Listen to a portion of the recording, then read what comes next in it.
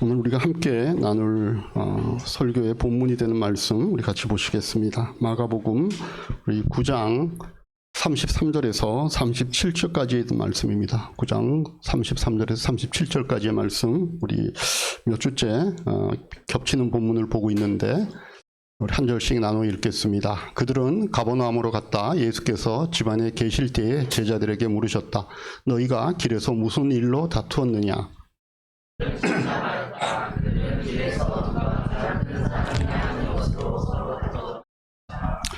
예수께서 앉으신 다음에 12제자를 불러놓고 그들에게 말씀하셨다. 누구든지 첫째가 되고자 하면 그는 모든 사람의 꼴찌가 되어서 모든 사람을 섬겨야 한다.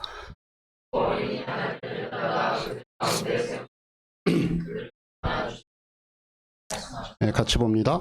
누구든지 내 이름으로 이런 어린이들 가운데 하나를 영접하면 그는 나를 영접하는 것이요. 누구든지 나를 영접하는 사람은 나를 영접하는 것보다 나를 보내신 분을 영접하는 것이다. 네, 이 시간 우리 말씀 나누기 전에 우리 자녀들을 위해서 올리브 브레싱하는 시간 갖겠습니다. 함께 우리 자녀들을 축복하며 기도합니다. 하나님 아버지 은혜를 감사합니다. 저희 교회에 참 사랑하는 우리의 자녀들을 선물로 주셔서 그 자녀들과 함께 예배하며 또한 그 자녀들의 인생을 하나님 앞에 올려드릴 수 있는 부모와 어른들이 되게 하시니 감사합니다. 오늘 이사야 선지자들을 통하여 우리에게 주시는 약속의 말씀이 있습니다. 예루살렘아 일어나서 빛을 비추어라. 구원의 빛이 비추었으며 주님의 영광의 아침 해처럼 너희 위에 떠올랐다 말씀하십니다. 주님 우리의 교회에 주신 자녀들의 이름을 하나님 앞에 올려드립니다. 아인이와 성재, 지원이와 수연이, 호원이와 기원이, 승연이와 윤선이와 윤이, 수연이와 민규를 하나님 앞에 올려드리며 오늘 이사야 선지자가 말씀하셨던 예루살렘에게 말씀하시는 그 말씀이 우리의 자녀들에게 적용되는 말씀이 되기를 원합니다. 우리의 자녀들에게 구원의 빛이 비추었고 이 자녀들을 통하여 주님의 영광이 아침에처럼 머무르게 되기를 하나님 저희가 기도합니다. 우리의 자녀들의 인생 가운데 이 자녀들을 위해 주님 그렇게 역사하셔서 우리 자녀들이 그 자녀들을 보는 자들마다 하나님의 이름을 영광되게 찬송할 수 있는 그런 복된 자녀들이 되도록 축복하여 주시옵소서. 예수님의 이름으로 기도하옵나이다. 아멘. 예. 다른 때 같으면 우리 자녀들이 이제 자체 모임을 위해서 이동하겠지만 오늘은 우리가 함께 예배를 드리기로 했기 때문에 같이 우리가 예배를 드리도록 하겠습니다. 우리 다시 한번 이 시간 하늘복으로 서로에게 축복하겠습니다. 하늘복 많이 받으십시오. 인사하겠습니다. 하늘복 많이 받으십시오.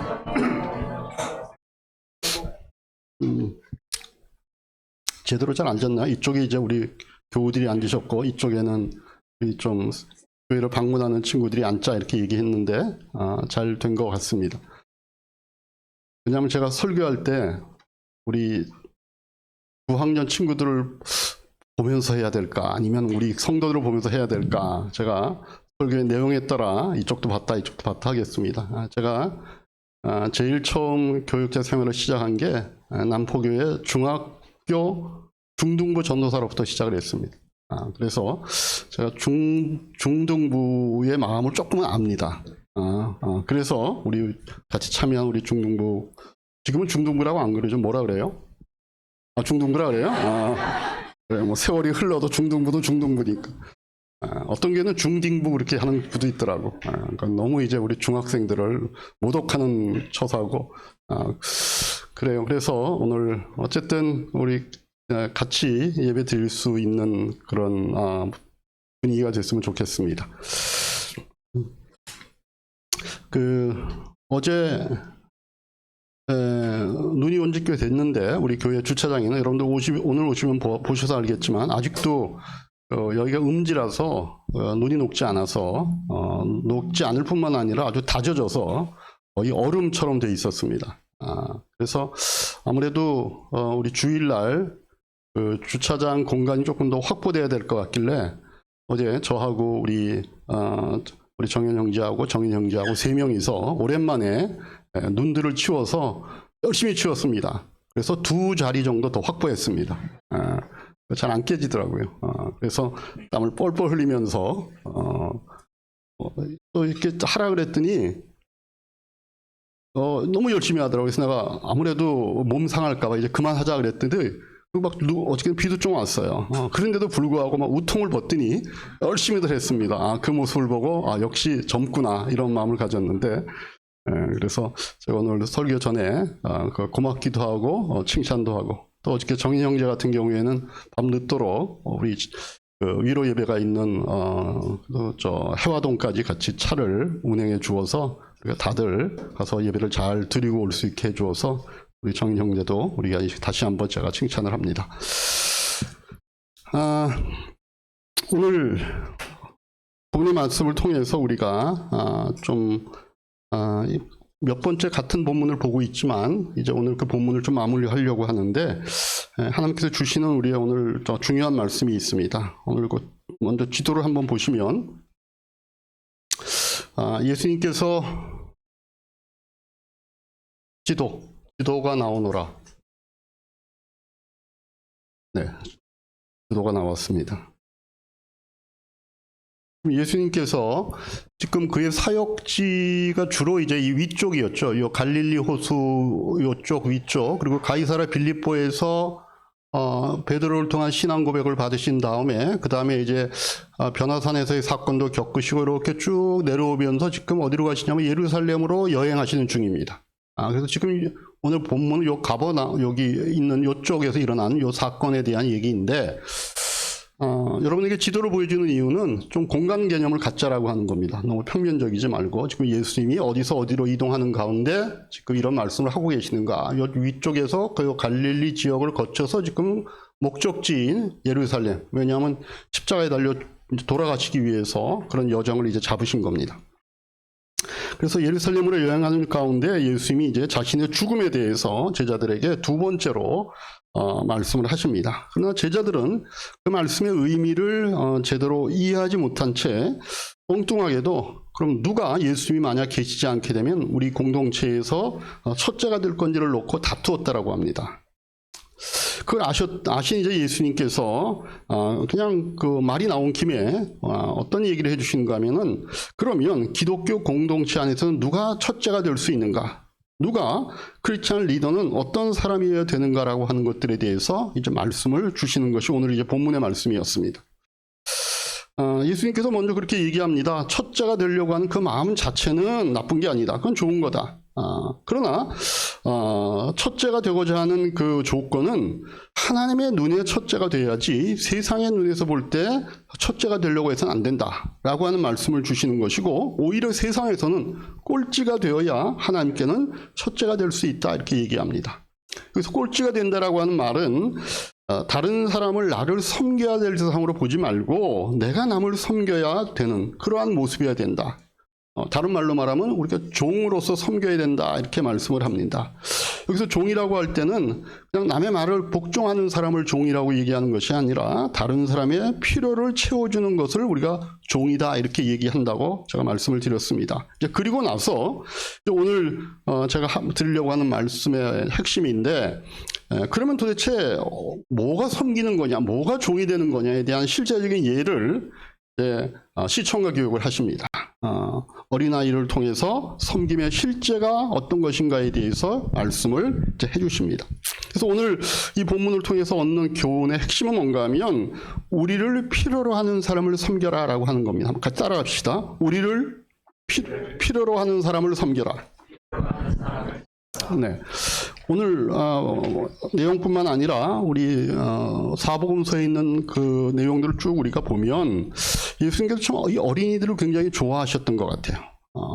좋아하셨고 사랑하셨고, 오늘 본문에서도 보면 예수님께서 어린이를 데려다가 이렇게 안아주시면서 말씀하시잖아요. 그죠? 그 어린아이들을 안는 거 쉽지 않습니다. 왜냐하면 어린이들은 어른들이 안는 거 별로 안 좋아합니다.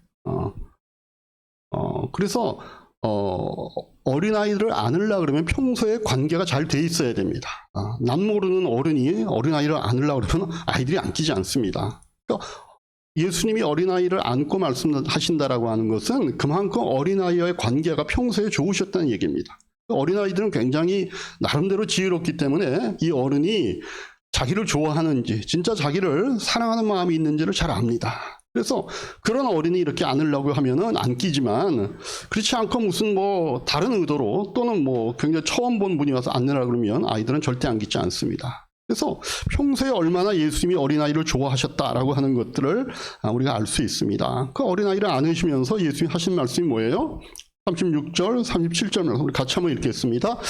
그리고 어린이 하나를 데려다가 그들 가운데 세우신 다음에 그를 껴안아 주시고 그들에게 말씀하셨다. 누구든지 내 이름으로 어린이들 가운데 하나를 영접하면 그는 나를 영접하는 것이요. 누구든지 나를 영접하는 사람을 나를 영접하는 것보다 나를 보내신 분을 영접하는 것이다. 이렇게 말씀하셨습니다.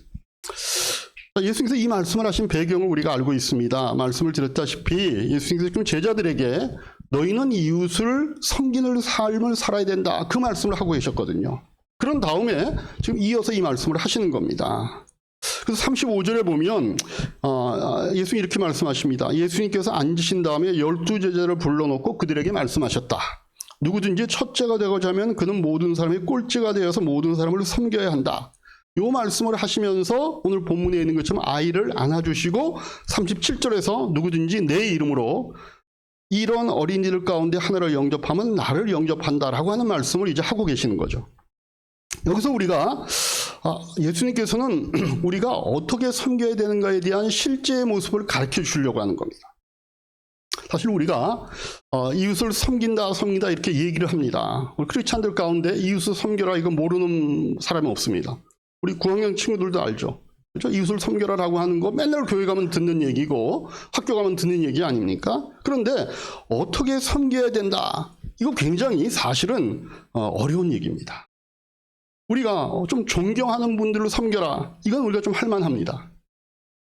근데 우리가 만약 존경하지 못하거나 아니면 나와 비슷한 사람을 섬긴다는 거 이거 사실은 쉽지 않은 얘기입니다.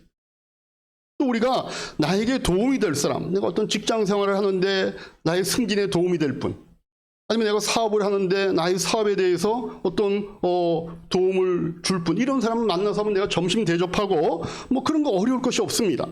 오히려 그런 기회를 우리가 찾기도 합니다.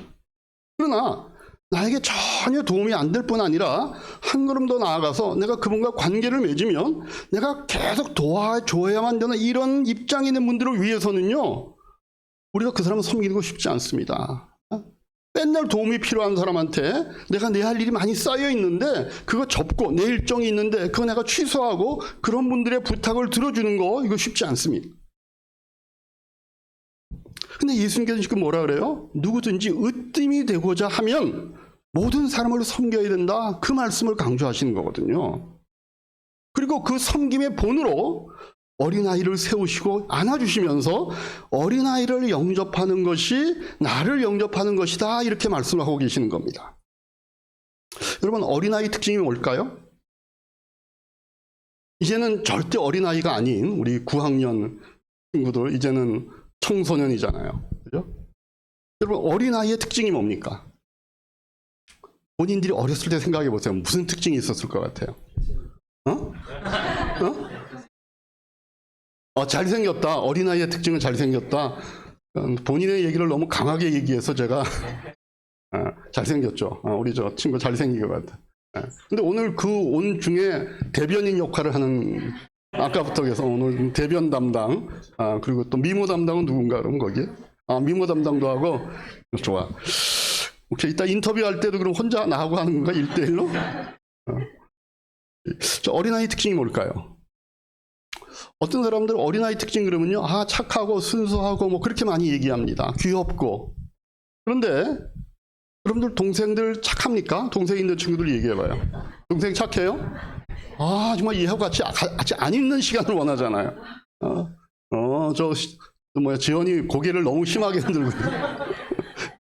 내가 보면 수연이 얼마나 착한데, 그런데도 지연이는 가끔씩 이제 동생이 무조건 착하고 순진하지만 않다, 이렇게 아마 맞는 얘기입니다. 왜냐하면 아이들은요, 순진하고 착한 건 아닙니다. 우리가 다 같은 죄인이잖아요. 그죠? 죄인이기 때문에 죄를 발휘할 힘이 어른에 비해서 약해 보이니까 그걸 우리가 어른에 비해서 순수하고 착하고 라고 우리가 평가를 하는 것이지, 본질상으로는 아이들도 다 죄인입니다. 그래서 예수님께서 지금 이 아이를 안고 사람들에게 지금 어떤 샘플로서 보여주고자 하는 것은 너희가 얘들처럼 착하고 순수하고 귀여워야 된다, 이거 예를 들려주시려고 하는 것이 아닙니다. 지금 예수님께서 이 아이들을 샘플로 삼고 우리에게 말씀해 주고자 하는 것은 아이들의 특징은 도움을 받아야 될 존재라고 하는 사실입니다. 여러분, 아이들은요, 어른들에게 사실상 별 도움이 안 됩니다. 도움을 필요로 하는 존재들이 일방적으로 관심을 가져줘야 되고, 일방적으로 돌봐줘야 되고, 일방적으로 사랑을 줘야 되는 것이 어린아이들입니다. 초등학교 고학년 말고 더 밑에. 수현이가 긴장하고 있어가지고 더 밑에. 초등학교 저학년. 아주 초등학교 못 간 친구들. 뭔가 자꾸 계속 돌봐줘야 되고, 이렇게 사랑을 줘야 되고, 관심을 가져줘야 되는 것이 아이들의 특징입니다. 그래서 저는요, 예전부터 주일학교 선생님들을 굉장히 존경합니다. 특별히 유년부 선생님들을 존경하지만 유치부 선생님들 더 존경합니다. 유치부 선생님들 존경하지만 영아 유치부 더 존경합니다. 그래서 제가 저희 어머니를 존경합니다. 저희 어머님이 거의 평생을 유치부 선생님을 계속 하셨습니다. 이제는 이제 요양병원에 계시기 때문에 못하는데, 요양병원에 들어가시기 전까지도 그 연세 많은데도 유치영화부 아이들을 그렇게 섬겼어요. 그래서 우리 어머니가 다니셨던 교회에 지금 장로님이 된 이런 분들 다 저희 어머님이 유치부 때 가르쳤던 아이들입니다. 그래서 나이가 점점 내려갈수록 자신을 돌봐줄 사람들에게 되돌려줄 것이 없는, 그죠? 그런 위치에 있는 그런 아이들 아닙니까? 더 관심과 더 많은 사랑을 필요로 하는 존재들입니다. 그래서 우리가 아이들에게 뭘 해주고 되돌려받기를 바라는 부모님들은요, 좀 못난 부모님들입니다. 아이들은 그런 존재가 아닙니다. 그래서 예수님께서 지금 이 어린 아이들로 예를 드신 겁니다. 너희들이 섬기되 어떻게 섬겨야 되느냐? 어린이들처럼 일방적으로 너희들이 도와줘도 갚을 수 없는 사람들, 계속 일방적으로 사랑을 주고 관심을 쏟아줘야 될 어린아이 같은 이런 사람들을 섬기라고 얘기하셨다는 겁니다. 그래서 정말 우리가 예수님이 원하시는 섬김의 삶을 살려면 우리를 필요로 하는 사람들, 우리에게 도움이 그러나 전혀 못 되는 사람들, 내가 호의를 베풀어도 갚지 못할 사람들, 생활 저변에 있는 이런 사람들을 우리가 섬겨야 한다라고 말씀을 합니다. 여러분, 예수님이 이런 말씀을 하셨기 때문에 지금 세상에 있는 많은 복지시설들, 또 이런 복지에 관한 거는 대부분 기독교 국가로부터 시작을 하지 않았습니까? 고아원 어디서 시작이 됐습니까? 기독교 국가에서 시작했습니다. 양로원 어디서 시작했습니까? 기독교 국가에서 시작을 한 겁니다. 우리나라 옛날에는요, 나이가 들면 갖다 버렸습니다. 그걸 뭐라 그래요? 그걸 고려장애라 그러잖아요. 부모님들을 더 이상 나이가 들어서 섬길 능력이 안 되면 멀리 산속에다 그냥 지게해주고 갖다 버렸다고 합니다. 신체 장애자에 대한 배려, 이런 관심은 어디서 시작되었습니까? 기독교 국가에서 시작이 되었습니다. 왜냐하면 이 하나님을 모르는 사람도 힘없는 사람, 힘 있는 사람, 능력 있는 사람, 이런 사람을 섬기는 거 다 할 줄 압니다. 세상 사람들 그거 모르지 않습니다. 그러나 전혀 갚을 수 없는 사람들, 전혀 도움이 되지 않을 이런 사람들, 계속 도움만 줘야 돼 이런 사람들을 도울 수 있는 그런 섬김은요, 예수님의 정신과 예수님의 가르침을 빼고는 존재하지가 않는 것입니다. 그것이 섬김의 기본적인 정신입니다. 예수님의 이러한 가르침 때문에 기독교가 들어가는 곳에서는 어린이의 인권이 올라갔고요, 여자의 인권들이 되찾아지고 버림받은 사람들, 약한 사람들, 쓸모없는 이런 사람들이 보호를 받고 사랑을 받게 되는 것입니다.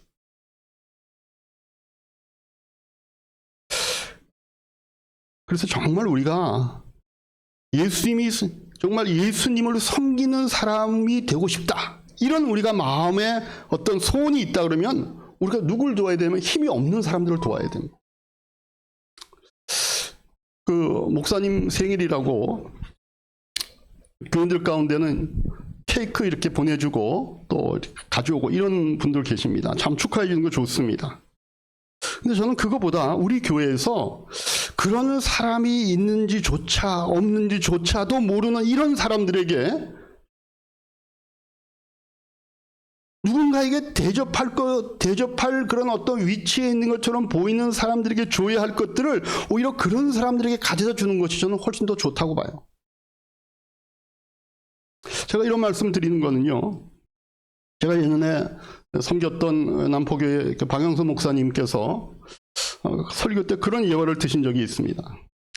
박영수 목사님 어머님이 이제 아들집 박 목사님 댁에 한번 오셨는데 냉장고 문을 이렇게 탁 여시더니 나 케이크 하나만 주라 그러더래. 그때가 이제 추석 무렵이었던 것 같아요. 박 목사님, 우리 집엔 케이크가 없는데요. 그랬더니 야, 목사 집에 명절인데 케이크 하나 없어? 그러더래요. 왜냐면 이제 그 당시에는 케이크가 좀 귀한 그런 물품이기도 했으니까 명절이 되고 그러면 이제 교인들이 목사님에게 케이크도 보내주고 뭐 이렇게 선물들을 하니까 주로 이제 케이크를 많이 보내줬던 것 같아요.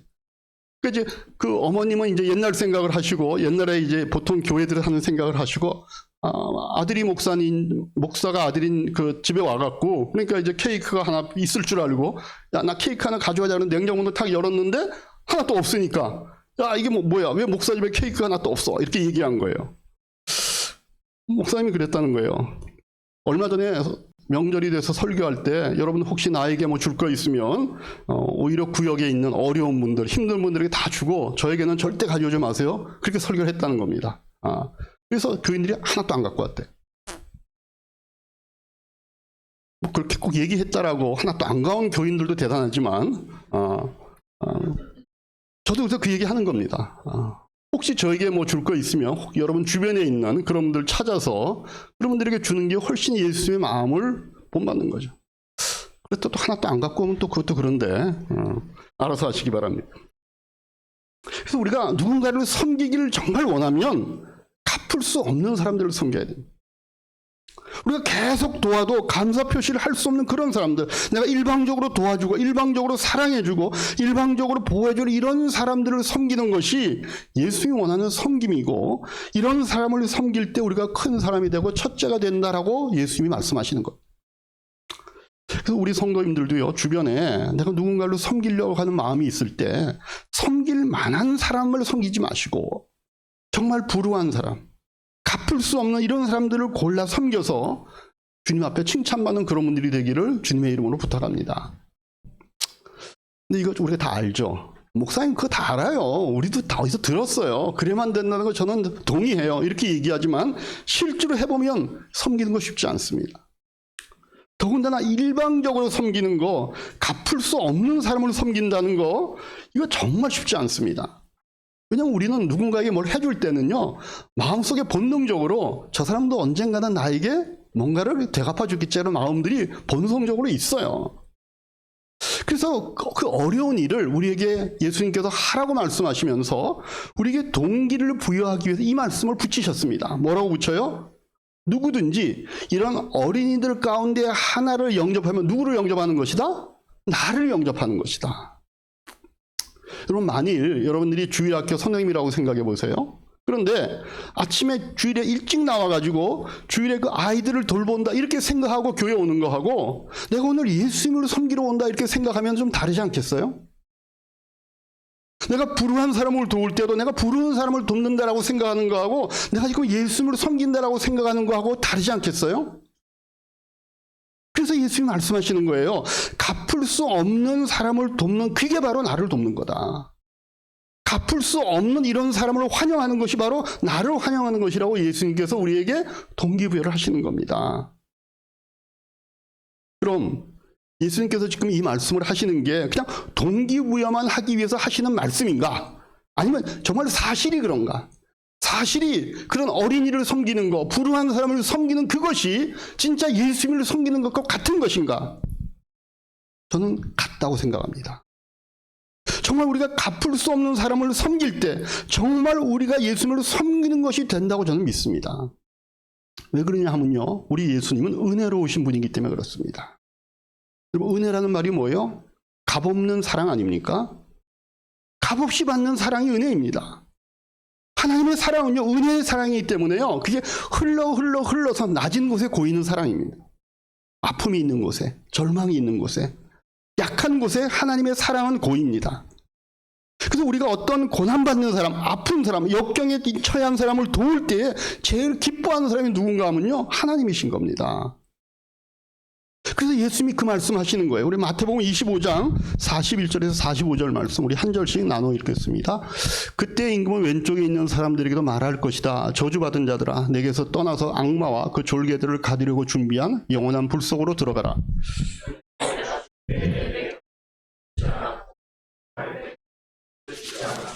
나그네로 있을 때 영접하지 않았고, 헐벗을 때 입을 것을 주지 않았고, 병들어 있을 때나 감옥에 갇혔을 때 찾아주지 않았다.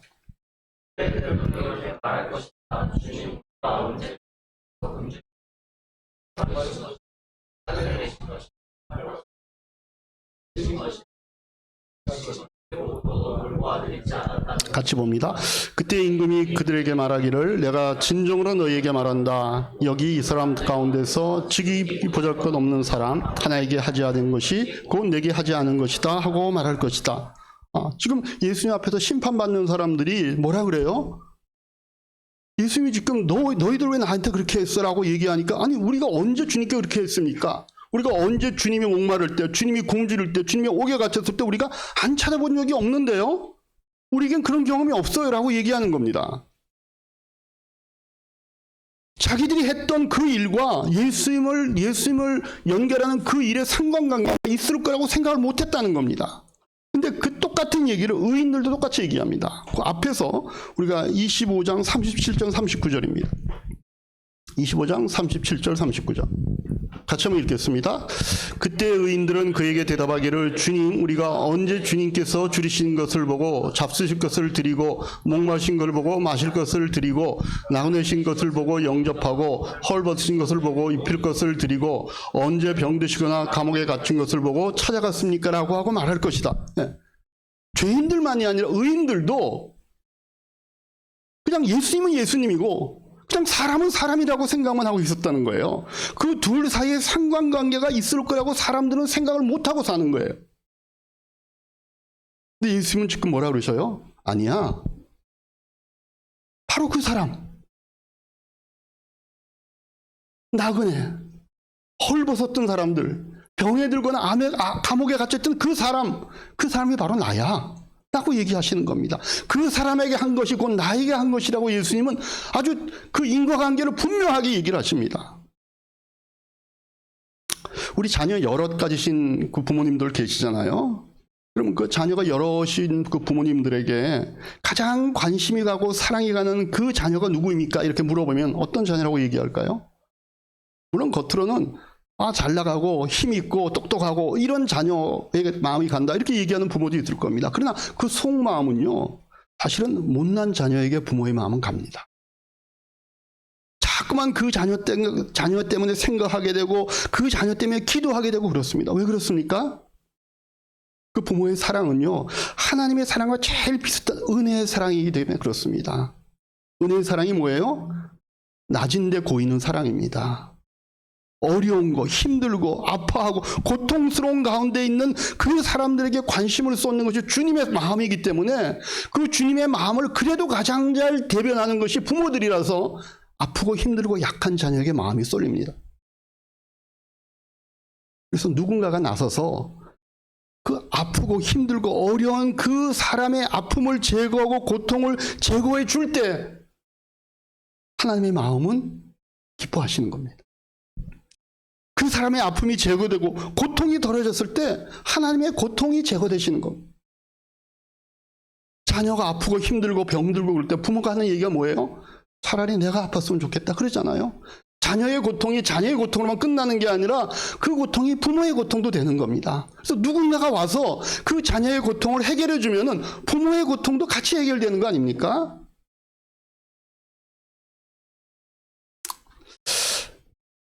그래서 우리가 정말 어렵고 힘들고 사람들에게 관심의 대상이 아니고 소외되어 있는 이런 사람들을 우리가 섬기고 도와줄 때 그런 주님의 고통을 덜어드리는 겁니다. 그래서 그 사람을 섬기는 것이 주님을 섬기는 것이 된다고 얘기하는 겁니다.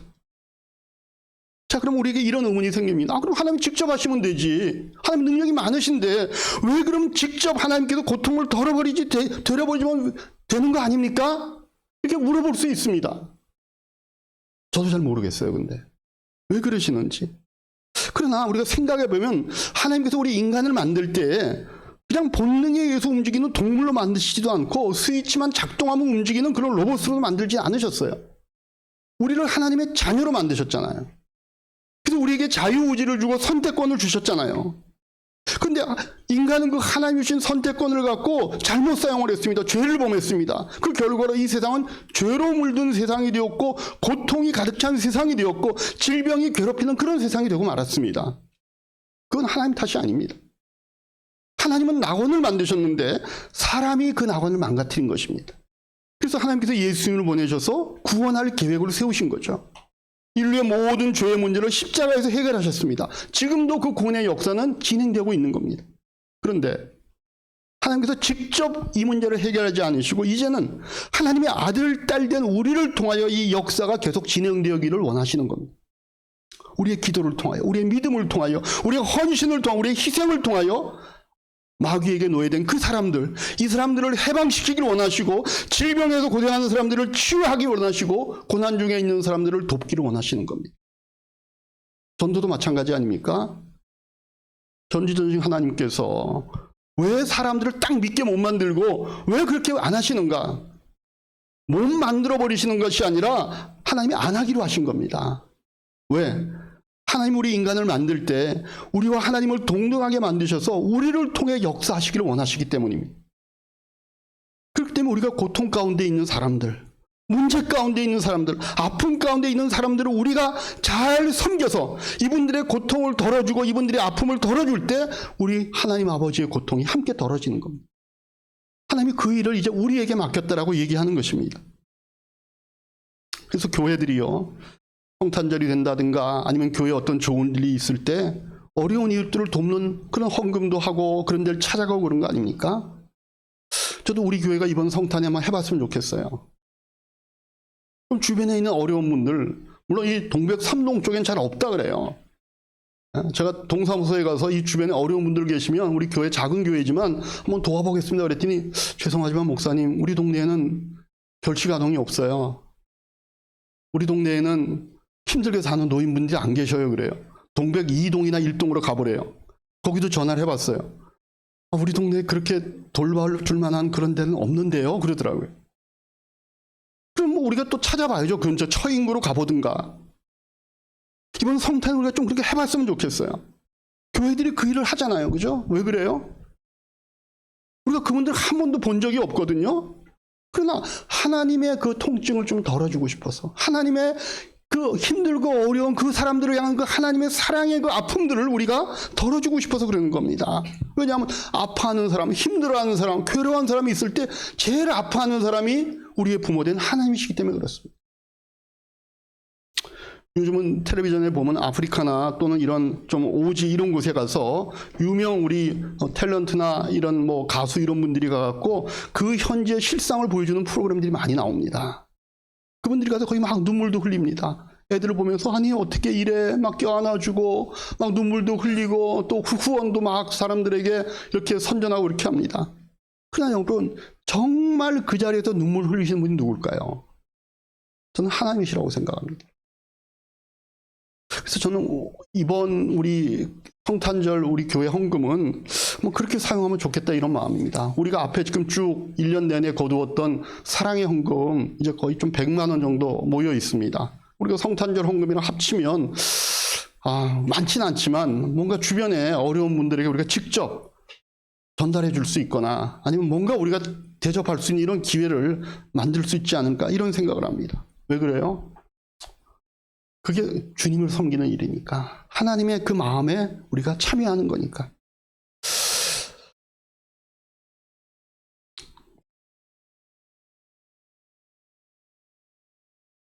여러분 하나님의 사랑은 은혜의 사랑이라고 말씀을 드렸습니다. 은혜의 사랑은 낮은 곳으로 고이는 사랑입니다. 약한 사람, 없는 사람, 고난받는 사람, 이 고통받는 사람들에게 특별한 관심이 있는 것이 하나님의 마음입니다. 그래서 여러분 주변에 조금이라도 하나님의 이 마음을 좀 덜어줄 수 있는 이런 길이 보이면 우리가 희생을 해서라도 돕는 여러분들이 되시기를 주님의 이름으로 축복합니다. 그것이 종이 되는 길이고 그게 섬기는 실제이고 그게 첫째가 되는 방법이라고 주님이 얘기하십니다. 그래서 비록 세상에서는 왜 저렇게 살지? 왜 돈을 저렇게 써? 왜 시간을 저렇게 써? 저 사람들한테 베푼다고 뭐 돌아올 게 뭐 있어? 라고 얘기해서 세상에선 그 모습이 꼴찌처럼 보인다 할지라도 하나님께는 인정받고 첫째가 되는 그런 이야기교회 성도들, 우리가 함께 예배하는 이 자리에 계신 모든 우리 성도님들 되시기를 주님의 이름으로 축복합니다. 기도하겠습니다.